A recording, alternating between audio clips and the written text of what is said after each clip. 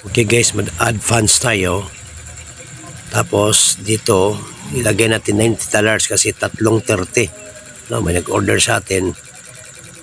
So, kung marunong ka nito, hindi ka mag-direct. Pero pag hindi, mag-P2P ka na lang. No? So, tanungin nyo yung mga apply nyo. So dito guys, maggamit ako ng TRX.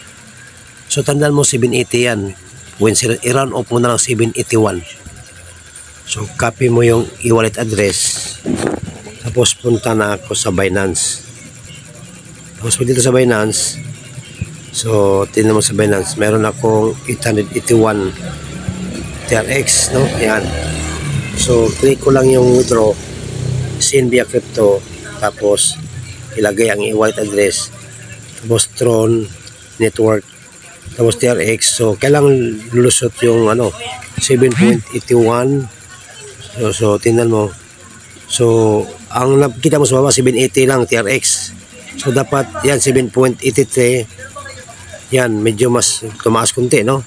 Mas sobra din. Pero pwede na rin yan, pero nag-minus pa rin ako kasi gusto kong sayang din namang sobra. So ginawa kong 7.1. So ang lumabas 780.1 ang makukuha nila. So pasok yan guys, no? Pasok. Tininan ko mabuti. So okay na. Confirm.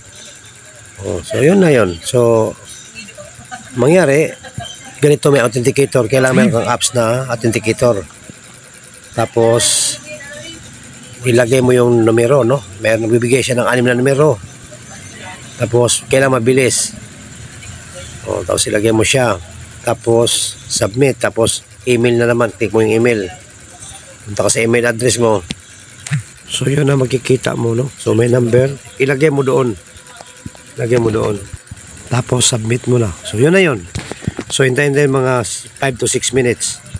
After mga 5 minutes, dumating na sa ating dashboard. So pwede na naman i-transfer yan.